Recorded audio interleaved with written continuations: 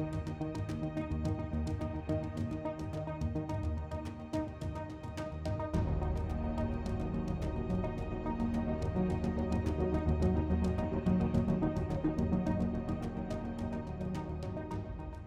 everyone, my name is Bruce Schwartz. Thanks a lot for stopping by. We're almost into the new year. We're looking at the constellation of Ursa Major. I was stargazing last night. The constellation of Ursa Major is in the northern sky, also known as the Great Bear. Ursa Major borders 8 other constellations, Draco to the north for one, and a second one that I appreciate is Leo in the south. And we're also going to go see the constellations of one, Ursa Major, now, and Draco and Leo constellations. And the constellation of Ursa Major, also known as Thecta, is this star, and this is a star in the constellation of Ursa Major. Since 1943, the spectrum of this star has served as one of the stable anchor points by which other stars are classified. It is located at a distance of around 83.2 light years away. Here's another shot veering towards the west of Ursa Major as you see Specta disappear on the top right there.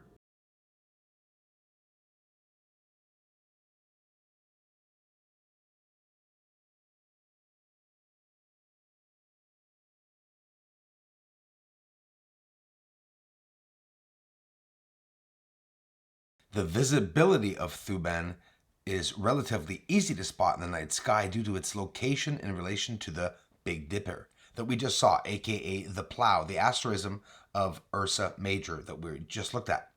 While it's well known that the 2 outer stars of the Dipper point to the modern-day pole star Polaris, Thuban, also designated Alpha Draconis, is a star, but hang on, they call it a star. It's really a star system of several unique stars in the constellation of Draco.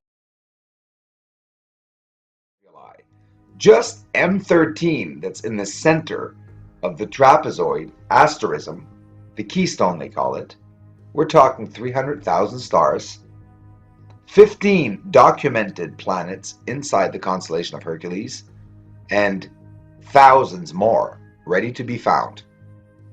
Hercules is approximately 359 light years away from Earth. Gamma Draconis in the constellation of Draco, Eltanin. Well, this is an interesting star, also a star that has been used as a stable anchor point since 1943 to classify other stars. Get this, it has 72% more mass than our own sun right here in our solar system, and it has expanded to around 48 times the sun's girth.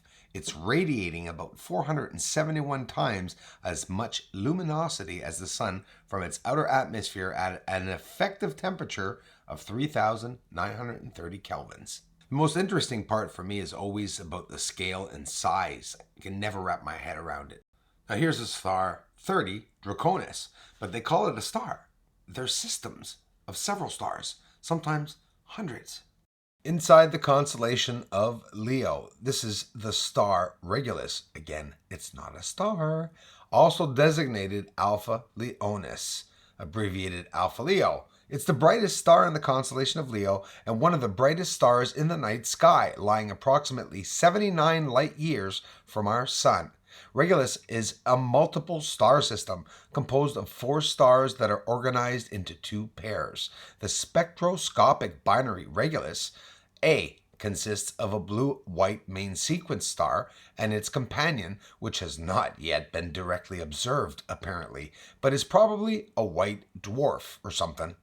Located farther away, we have Regulus B, C, and D, which are dim main sequence stars.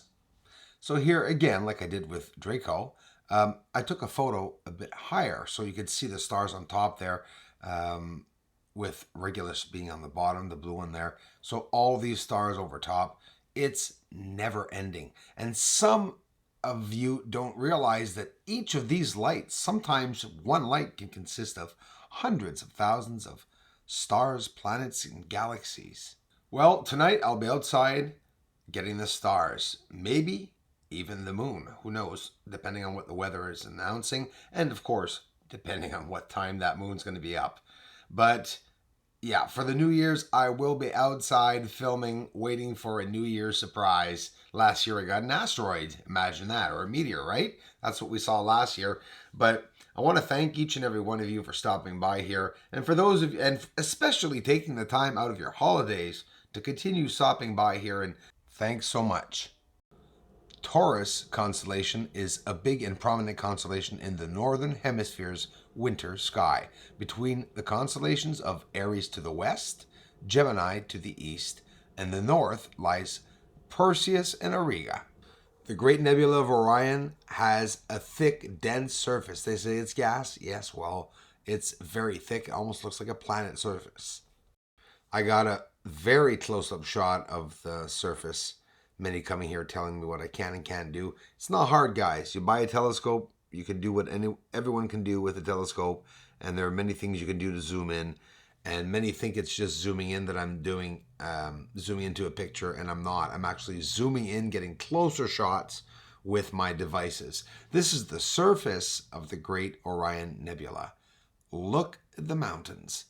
I think it's exquisite because we see a little dot. Even NASA shows us a little dot, and I'm able to get in really close so that we can see the beautiful, everything else that you're seeing inside all those dots are all other star systems. They are birthing stars. Stars give birth inside of a nebulae. This is the Great Orion Nebulae, and inside of the nebulae, inside of the gases and all the amazing colors that we could see. Look here, we could see a birthing star. And these stars get heavy and they will fall outside of the nebulae and create massive stellar winds and so on and so forth.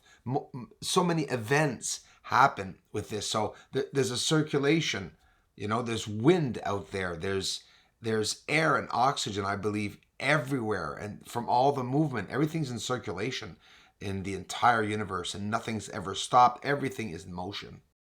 Someone asked me to see the infrared camera I'm using. Well, I'll show it. I wanted to have a more detailed video about it, and I will, but I'll still get it up and tell you the basics about the camera. Thanks for watching, everyone. Happy New Year, and I'll be on all night, guys, and I'll be getting some more stuff up, and I'll be trying to interact with you in the comment section for those of you up and, I don't know, doing nothing for New Year's.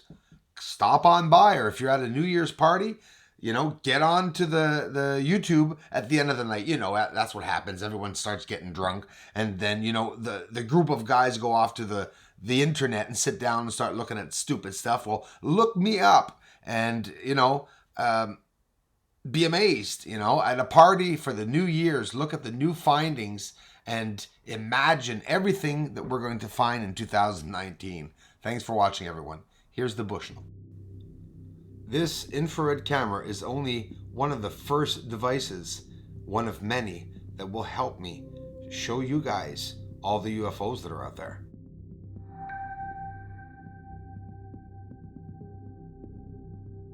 The infrared spectrum and devices permit you to see through objects, solid objects.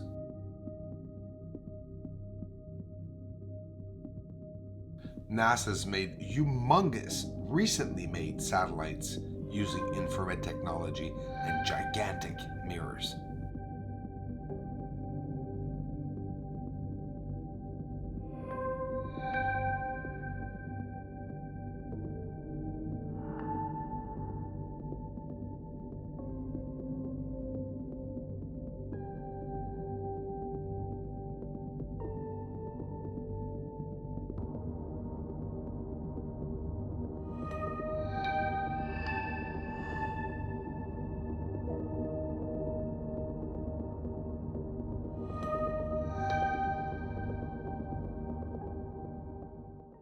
We have, the simple power button. We have zoom in and zoom out just underneath the power button. The infrared and night vision just underneath the zoom in and zoom out right here on the left. And to the right of that, the brightness of both infrared and night vision, and the record button to be able to record everything. It's on a little card that goes inside of the machine that you insert inside of a disk to put in your computer.